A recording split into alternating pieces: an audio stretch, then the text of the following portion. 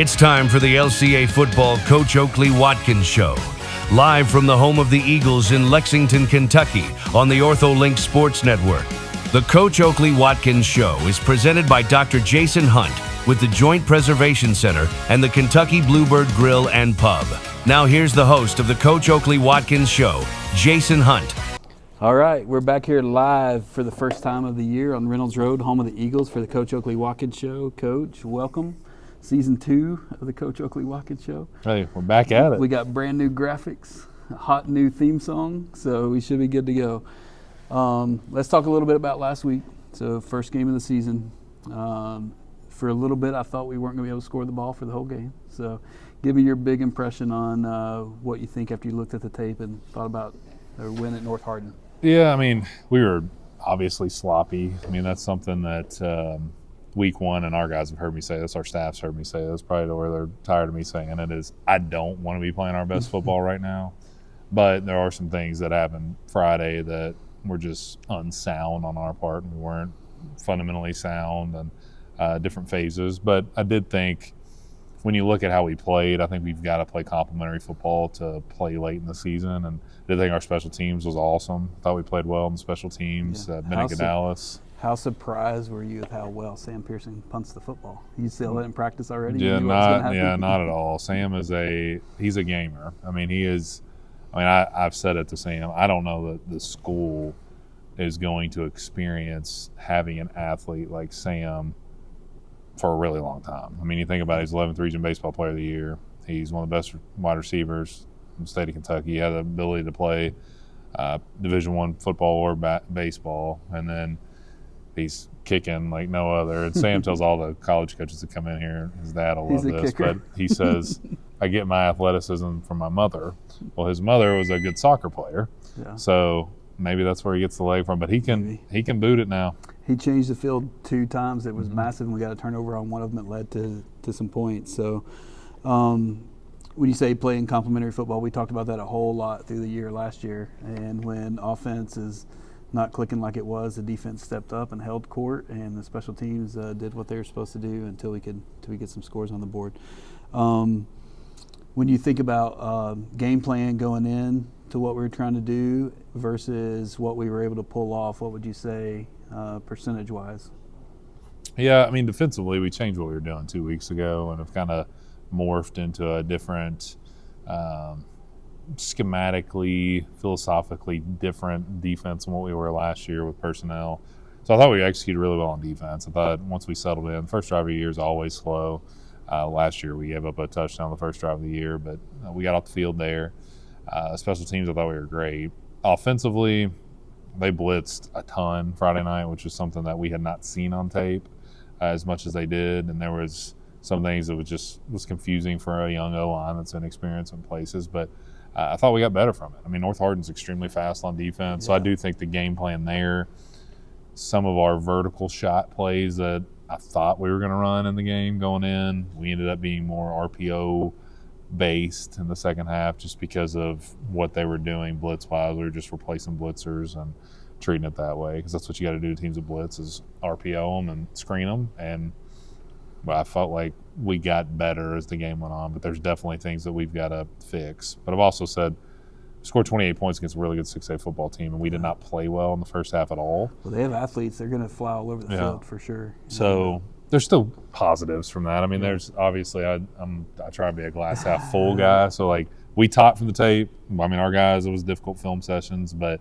I mean, it's all about the players. I mean, they're obviously stepped up and faced some adversity and played really well. So one thing that's really important, and we talked about it from day one last year when we started the show, is your senior leadership and seniors owning the responsibility of leading this team. What did you see about that leading up in the off season to the scrimmage games until our first regular season game? What can you say about the senior class? Yeah, that's a great question. Each senior class is different. I mean, that's one thing that last year we started the February Chick-fil-A sessions, which was we meet at 7 a.m. every Thursday in the off season and just talk through things. We get vulnerable with each other, talking through like tough topics. We challenge each other, but at the end of the day, our goal is we want to lead by example first and foremost, which everybody should do. We want to find ways to get other people to follow us is our second phase. And the third phase, we're all trying to be servant leaders, which I define that as doing things for others that don't directly benefit you. And this senior class is learning those things. And each year, like last year, we had difficult conversations in July and in August. I'm hard on seniors. The senior class will tell you they've probably seen a difference in the way that I've treated them from juniors to seniors. But they're taking it in stride, and we're starting to see some guys really step up from a leadership standpoint. I won't call any of them out individually with things that they're doing, just because I'm a big believer in mutual alignment as a whole class. Yep. And that class is doing a really good job of that, cleaning the locker room, doing things like that. I heard you mention something that for a lot of people would be off the cuff at the end of practice. You ask your players, how was lunch? What's that about? Talk to us about like the culture that they have to set inside these school walls. Yeah, that's a funny one, because that is something that I talk about. We've got 58 guys on our roster. Well, you think about how many people are at the school, right? I mean, we're probably a fourth of the male population here. So everything they do is magnified. So when I ask them, like, lunch, classroom, those things, like, there's a purpose behind that, because they're able to set an example. And I don't want it to be like a lot of places it gets to the point where it's like, well, there's football guys, they did this. I want it to be like, man, I'm glad we had a bunch here. of football guys. Like, this is a great group of kids. Like, they clean up after themselves some lunch, which was the conversation we were having, because we had some that were not. But that's my responsibility. When people love you, they're going to tell you the truth. And same way in the classroom. Like, if somebody's not doing what they're supposed to do, I tell our team, like, courage is a pillar in our program. Well, you better have the courage if Dr. Hunt's doing something he's not supposed to do in the classroom. Like, I grab you and be like, no, like, that's not the standard here. Yeah. So that's why I ask about school. We actually talk about homework tonight. Like, we have those conversations, because, this thing's bigger than football. We don't set our we set, again, this every time we sat down, even when we were 1-3 last year, like, we're not setting our expectations on if we won or lost on Friday night. That doesn't define our program. What defines our program is what kind of young men come out of it. And I think that we've proven for many years now, you can be successful on both sides. You can be a college football player coming from LCA, and you can be a leader, a servant leader in these hallways, so it's really important. We do have an exciting segment this year that's new. So we're literally going to turn you loose with some game film and allow you to speak through it and talk through some game film. And our goal for that is if there's a young kid watching, they can get something out of it. A young coach watching, they can get something out of it. But a way to engage people who are watching to kind of see behind the scenes stuff that you would never get to do, because not everyone gets to come in and sit on your film session and talk about the fine things. So I'm going to turn you loose with a camera and let you do some film work. We'll be able to put that on each week. I don't know if I'll tell you which clips are coming, because it'll be more exciting if you're surprised. But then if something comes up, they can go back and kind of watch those episodes. That kind of give some value to the public too. So we're really excited about that. But before that, we got two seniors who are showing up. So give us an intro for the two guys who we're going to talk to tonight. Yeah, I'll just go based on their numbers. We've got number 55 and number 63 tonight with us. So our first one's number 55, Max Disterdick, who is a senior offensive lineman, plays linebacker for us, ultimate teammate, extremely selfless. He's just an absolute joy to coach. Teammates love him. He brings so much joy to our program. He's somebody that Friday night it was so cool to see him play on a big stage as a senior and come off the field with such a smile, because he's earned that right. He's worked his tail off. And again, he's a great teammate. So he's one that it's really exciting for me to see him in a senior role, step into that leadership role, and see him also impact games on Friday nights in his way, which is really cool to see. The second senior is number 63, Dorron Riddick, just multifaceted in terms of his talent. Obviously, people see he's a really good football player, but he's also somebody in the community that he's really involved in the arts. Like, I watched him go in the Michael Jackson parade this year, and he's the featured guy, and he's got an ability to dance and do those things. And it talks a lot about his courage, that he's got courage to be a great football player, but he's also got courage to be somebody that's a really integral part of just the greater Lexington community. So it's really cool to see him as a first-time starter this year at the work that he's put in. Coach his older brother, Dorron, as well. So both of these guys, though, they're special guys that I just love coaching. Like, when I get here and see those two guys, like, they always put a smile on my face, like, genuinely. That's not just saying that. I listened to their conversation before we got started here. That just speaks to the kind of guys that they are and the sense of humor that they have. So I'm looking forward to our See what they LCA have to community, say. That's right. getting to learn more about these two guys. All right, we'll take a short break and we'll be right back. Are you ready for a different type of orthopedic practice? One that is free of hospital systems, outside influence, crowded waiting rooms, and rushed appointments? Dr. Hunt is already well known in Central Kentucky for his ability to get injured athletes back to play faster. And now he has raised the bar again with the introduction of the Joint Preservation Center in Lexington. Sports medicine expertise, personalized care, and advanced surgical techniques that can't be found at other practices in Lexington. If you are looking for something different, something better for your orthopedic surgery needs, call Dr. Hunt and the Joint Preservation Center today, 859-406-9719. All right, we're back here with Max. Max, welcome to the show. Thank you for having me. We were just talking about senior leadership, and so talk a little bit about your preparation coming into this season. How did you get ready for this season? And then tell us some goals that you have for this season. Well, just coming in every day, trying to be consistent with like just arriving in on time, just making sure like everybody else is on time, and like just remaining consistent when showing up to practice and to like lifts, making sure just like you're never late, never skipping for useless reasons, like just doing stuff you can do today, like just do it now and not push it off till later. Gotcha. And then for people who don't know, who are listening, who haven't met you, tell us what position you play. And you're obviously a senior. We talked about that. I'm a linebacker and I play offensive line. I play left tackle. Okay. And for your preference, if you had a choice, which one do you like most, offense or defense? Sorry to Coach Oakley, but I love playing linebacker. I love playing Mike. Fair enough. You like to hit somebody and not get hit. Huh? Yeah, I hate like being the tackling dummy, just absorbing all the hits. Understood. One thing that I talked to you about before we got started is I was going to ask you, like, who's your biggest influence in football? Whether it's been a coach or another player, who would you say is your biggest influence for football? Am I allowed to say like my parents? Yeah. I'd say probably my dad. I was going through like during my junior year, I was like considering like the whole time like quitting and like just not playing my senior year.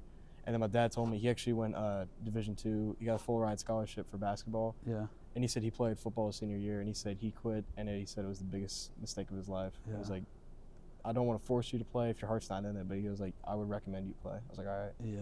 And then now that camp's over and the really tough part's over, you're like, that's probably a good decision. decision. Honestly, I think it's one of the best decisions of my life. I've had a blast all through and through. Yeah. And then goals as a senior class, what's your goal for this team, both on and off the field? I'd say off the field, I want like mainly like kind of the school body to like recognize, like say like, hey, that's like a good group of guys who all like just like a band of brothers. Just like we all love each other, we all want to like see the best for each other, and hopefully like we all kind of stay connected past high school. Like it's not just like as soon as the season's over, as soon as as soon as playoffs are over, so we just disband. Like we don't talk anymore. Yeah. Well, the good news is we have Sandlot and Senior Assassin to keep everybody after each other. Oh, so yeah. that's good news. Everyone looks forward to that. Oh, yeah. Playing Sandlot for sure. Yeah. Senior Assassin's cool. All right. Well, thanks for your time. Of course. And it's great meeting you. We look forward to Friday nights. All right. We are back here with Dorron, another member of the senior class, LCA football. You heard what your coach said about you before you came down. He was talking about the senior class, talking about your dancing skills and lots of things. And so we always ask one question about each year. Last year we asked everybody kind of the same thing. One was like, what did you do to get ready for this season? Like, what did you do in the off season, and how did you prepare for your senior year at LCA? All right, so it was a lot of mental stuff. So I'll be honest here real quick. When it came to state, I didn't play that much. And I saw my teammates celebrating, but I wasn't celebrating because my heart wasn't in it. So I had to switch from what am I doing physically to what am I doing mentally. So I had to think about how I'm going to contribute to the team next year. So that transferred on into physical, stuff. So I started working out more. I started bonding with my teammates, talking to the freshmen. And then magically, you're like, oh goodness, I'm finding myself in the starting lineup. Exactly. It all works out. You got to take that time. You got to be slow with it. It works out. Talk about that. Like, what does it mean to you if you hear like he's a good teammate? What would you describe as a good teammate? Well, first off, that means a lot. But a good teammate is someone who cares about the whole team as a whole and not about themselves. I don't like selfishness. That's my least favorite thing. And I feel like a good teammate always lifts up and doesn't just focus on what they messed up on. And if they do mess up, they pick up from what they messed up on before. Yeah. We were talking about with Coach that offense obviously didn't turn out like we'd like to straight out of the gate last week. So a little bit behind the ball in regards to offense, but the special teams and the defense stepped up. Yes. So you're talking about being a good teammate. When you Yeah. play in all three phases, if the other team steps up, it's similar to that. Similar question I asked Max is like, who would you say your biggest influence for football is, whether it's a coach or player or someone else? I would definitely say Coach Oakley. And we'd always just bond and over random stuff. But I saw the care he had for me, and that really inspired me to play hard for him. And then, of course, my teammates, my freshmen, when I came into this year, I was trying to still figure out why. Yeah. It took a long time. But I saw the freshmen and how excited they were to be here, and that excited me. Yeah. Yeah. Talk about the halls of LCA. What does LCA mean to you? What would you say to someone who's not familiar with LCA as a school, not just the football team? So how would you describe LCA as a school? It's really welcoming. The teachers are great. I built so many personal relationships with the teachers, and of course they promote Christianity, but it's serious. Like, it's always talked about, and it really challenges your faith, and you really question stuff, and really follow your journey with God and with Jesus. Yeah. I love it here. Awesome. When did you start at LCA? Which grade? I started football on the Bulldogs in 3rd grade, but I started actually going to school here in 4th grade. Awesome. And then we also talk about personal goals and team goals. So what's your personal goal? If you look back, hopefully at Kroger Field at the end of this year, and you say, man, I really accomplished what I was going out to do personally, what would you say that is for you? I say 2 things: no regrets, and I built great relationships with all of my teammates. Yeah. That matters more to me than anything else. I want to be able to talk to these guys after school is over. Yeah, love that's these something guys. that everyone's said, and something that's reigned true for the senior classes that's left before you too. Yeah. They build lifelong relationships. And then if we were saying something that we would never know about you, and something that people who are listening would find interesting, what would you say? That even the people who are kind of close to you, acquaintances, might not know about you. Well, a lot of people do know I love music, but at a minimum, I listen to 3 albums a day. Yeah. Yeah. What's your go-to? You want to be something different every day, or you do stuff that's repeated? Usually repeated, but at times, usually twice a month, I throw in a different type of genre. I'm usually an R&B person. Yeah. Maybe one day I go into country, one day I go into Yeah. rock. I love to Yeah. jump to every other genre. Do you also sing? Don't sing. Do you play an instrument? Learning piano. Learning piano. Yep. Yeah. So, what do you think it is about music? Like, what's in your headphones pre-game to get you ready for a game? Guns N' Roses. Guns N' Roses. Love Guns N' Roses. It's Yeah, always yeah. in them. Metallica. Yeah, those. Same two thing main- you'd expect to hear from a lineman. Yeah. Yeah, awesome. Well, you did a great job. Welcome to the show, and I hope you have an amazing senior year. Thank you. I hope we get a bunch of wins on the football field, but more than that, more important than that, I hope you build those relationships that you're talking about. Thank you. Awesome. Great job. So here we've got one of our short yardage situations that we like to do, which is out of a muddle huddle, which just means it's a lot of people call it sugar huddle, where you're getting set and getting a line quickly.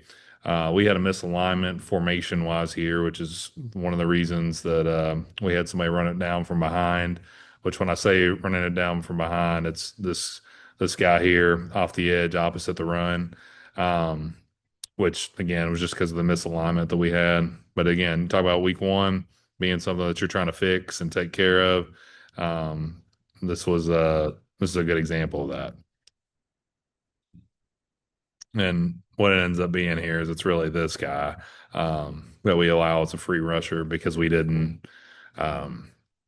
align correctly in our formation. So we're pulling the backside guard, which is our tackle or our guard on this. Tackle's got to pull tight. So they're doing a good job being well coached, getting in the hip pocket there, which is a big part of the deal.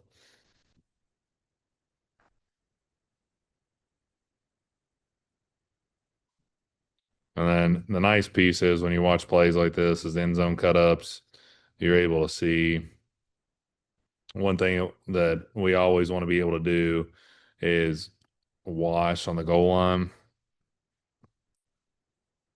So front side here, 31. We can't let him get across our face. We've got to step down and wash him down.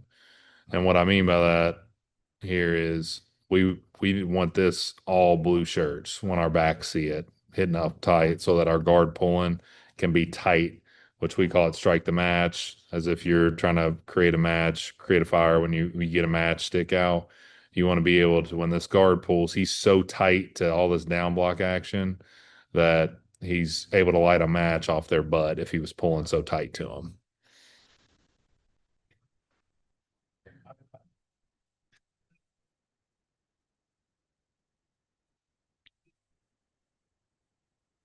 The one thing we started getting a lot of, well, again, in this game was a lot of blitz. We had a mental error on this in terms of who we were kicking out front side. Um, but this is one of our RPO concepts because we were getting a lot of blitz. So we're trying to replace blitzers. Pretty good read by our quarterback here. Um, and really good job by our back. But we're running a stick bubble RPO up here to the field. We're on a slant to the boundary and just reading the D gap defender. Nash hands it because he felt like he liked our box numbers.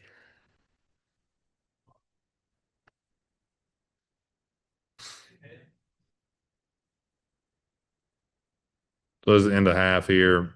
Um, I won't go too much into what we were trying to do. But in the half, you always want to give your guys a chance. And Hail Marys in the half, you want to run guys to the same spot. There's different guys have different philosophies at the end of halves, in the games, but ours, we want to try and get guys to the same spot where it's a jump ball. Dawson Farmer, one of the best basketball players in the 11th region, just goes up, high points it, big rebound. We got two of our best jump ball guys in Jeremiah and Dawson right there. Nash has just got to give him a chance, tell him to go get it. We had really good protection up front too. This is something that different defenses approach in the half end of game scenarios in a different way, which we work this on Thursdays every Thursday. Um, but really good job by Nash here, just giving them a chance, putting them where they can go get it. Great job by Dawson going to get it as well.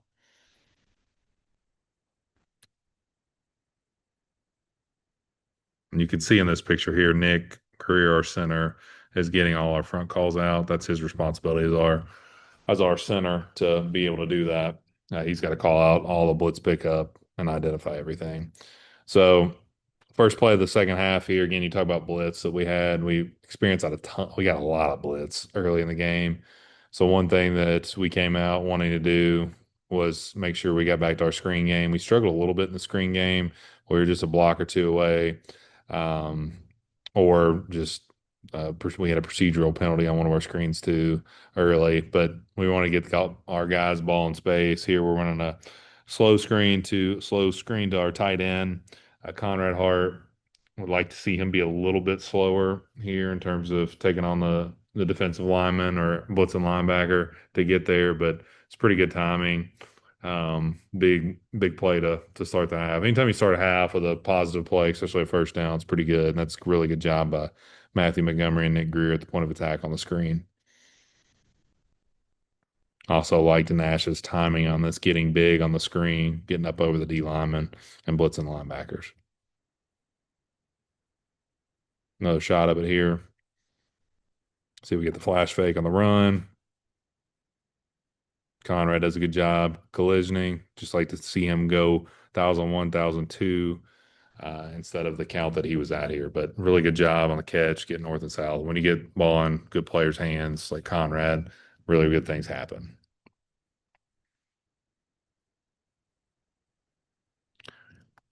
So this is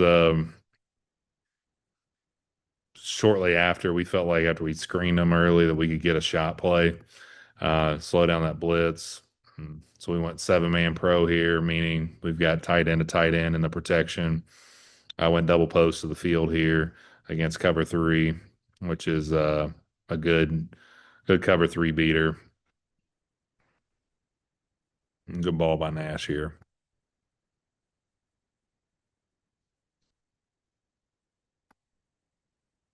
Again, protection up front, pretty clean. one thing we like to tell, like you see this big gap here. I'd like to see shoulders square, pound it back down inside here. It's one thing we talk about when we watch tape. It's a hard thing for O-lineman to do. Christian does a good job correcting it late. Here we want to help set back inside our center, but pretty good protection here. Good ball by Nash. Explosive play. Great catch by Sam.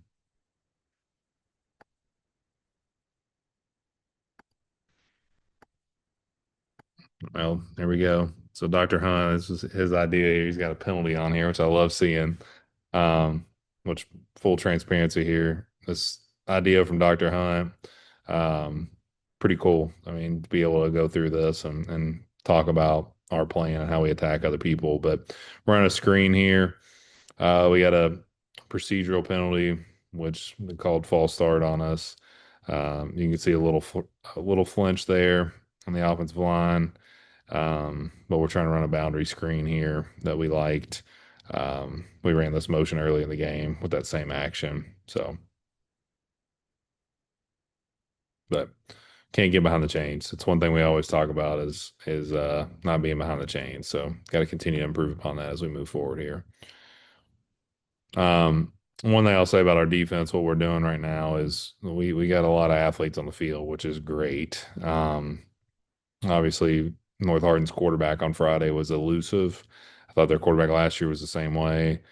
So this was a blitz combination here that we sent that hit home and really good job. Pursuit of the football, getting hands on too with us in the box. So good job here. Hit home, understanding gap responsibilities here too. So.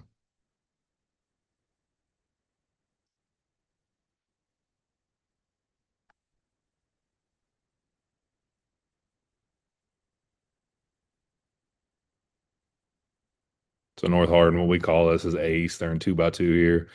2x2 meaning there's two receivers on each side. Again, sending another blitz here.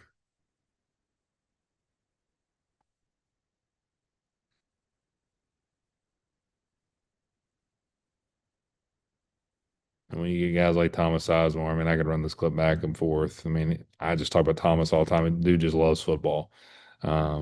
Hits home here. Um, Big time play for us and a big time part of the game. And you can see the excitement. Like I love seeing our guys celebrate together when it's us celebrating as a team. But Brady and Thomas here being a little disruptive. It's good to see.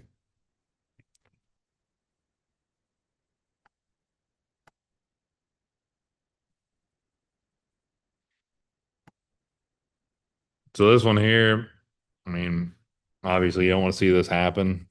We work on tackling a lot. Coach Riddick and the defense staff do a fantastic job of making sure we're doing tackling circuit every single day. But this is late in the game. We're a little tired, and this is again, you talk about championship football teams, December habits, which is what we're talking about, is having habits that are reflective of a team that wants to play in December on a daily basis, enjoying that process. Like this is something we were able to coach from in film, which is just continue to pursue the football, wrap up, make sure we make plays, finish plays. Even when it's late in the game, we're tired. We've got a comfortable lead. We don't want to let teams get back in it. We want to finish it off. But his quarterback's a talented player. He's hard to tackle, gets out in space. But yeah, this was one that we were able to talk about quite a bit. So this was fourth down play here. Instead of kicking the field goal, running a little double post wheel. Good timing, good ball by Nash, reading it out. We got him reading this thing inside out.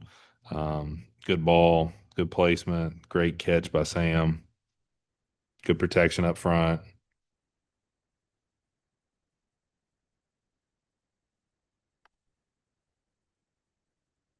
But what you're wanting to do when you run this is almost create a natural rub on this action, which I'd like to see more of that here from a collisioning standpoint, but it's still still a pretty good job. I mean, in terms of pitch and catch, can't ask for much better than that.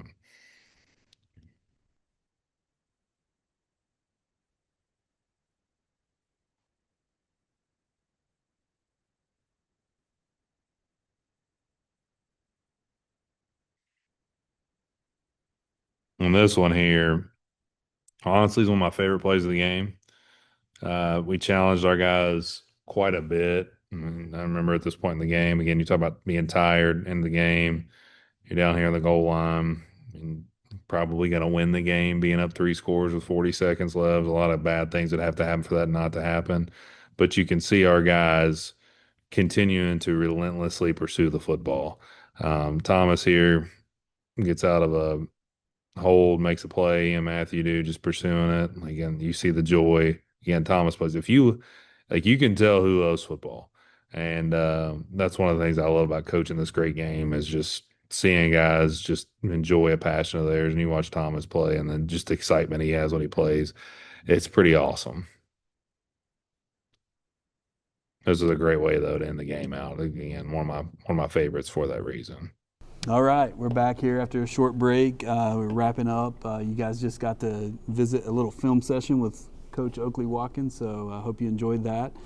Coach, looking forward this week. Tell us preparation for this week, how it's going so far, and then what we can expect to see from a Pulaski group that's really talented. Yeah, they are a really good football team. They played in the 5A state championship game last year. They return a lot of that team that's back. They're super physical, which is kind of their calling card. And you look at who they are in the box, and even their guys on the perimeter they're just more physical than your typical high school football team. So that's something like today's practice for us offensively is probably our most physical offensive practice we've had, just trying to get prepared for what we're going to see on Saturday. It's going to be hot. 5 o'clock kickoff on a Saturday. 5 o'clock at the Rebel Bowl is really hot. It's going to be hot, but that's another thing for us, conditioning, making sure that we're hydrating, staying ahead of the curve from that standpoint, because cramps and games like that is a real deal.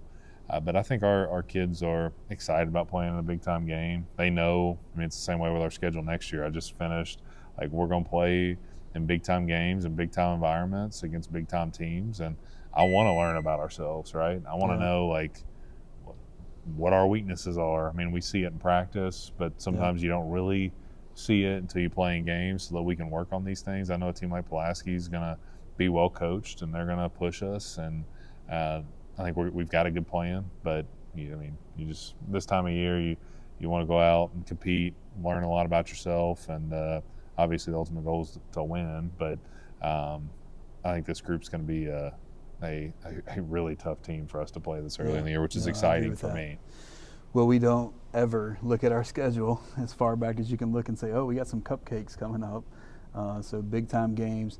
I'm going to give you an opportunity to do what you've done many, many times already, which is talk about how important it is for LCA to be on broadcast TV on a bowl game at the eCampus Bowl, as professionally and as well done as that thing was. Talked about how special that is for LCA to be involved in something like that.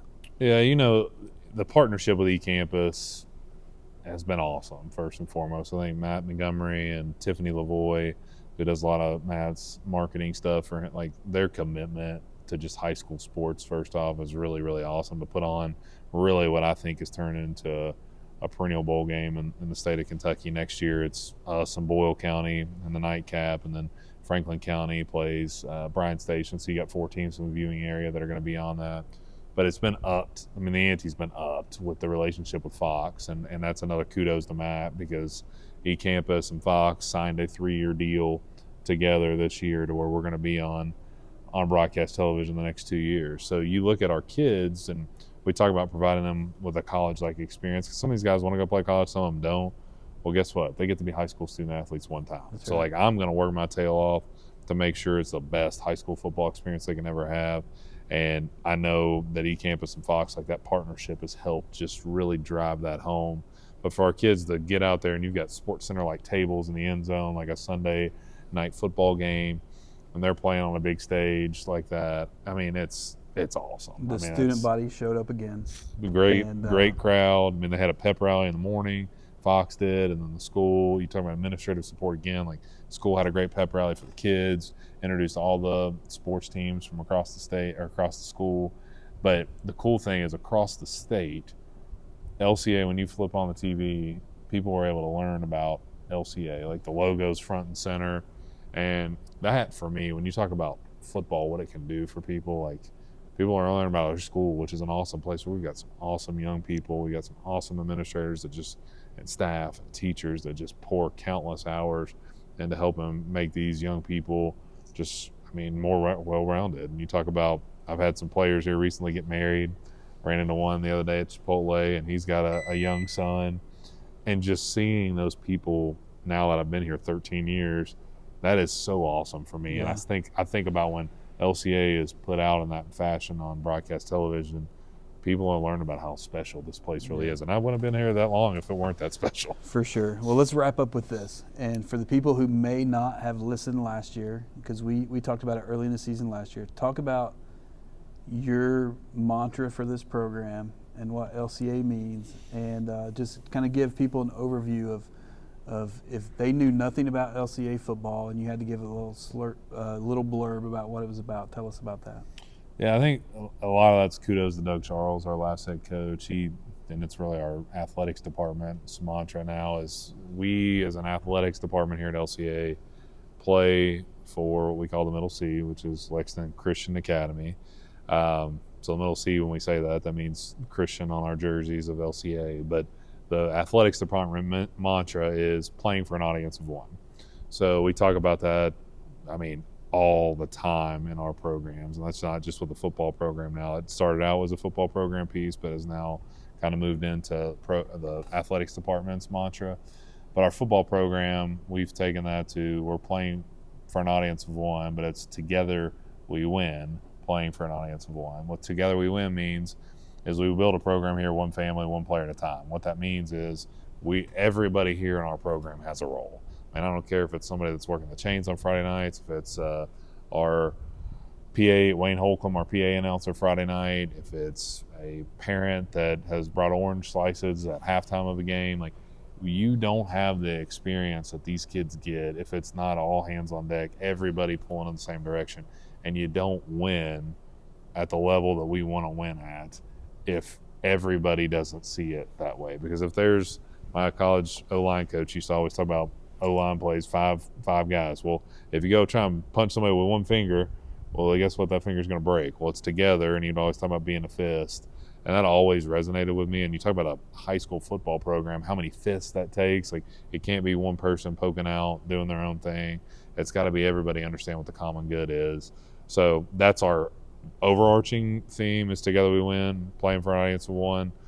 But we also have LCA, the acronym, which we've taken to love, courage, accountability.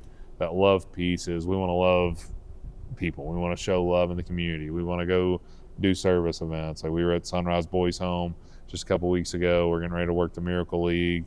I just committed to doing a big pink out in October, which that's the first time I've really said that. We're going to do that and celebrate some or bring some awareness to breast cancer. So like we're going to do that and show people like we care deeply for other people. We've got a staff appreciation game that we're going to do.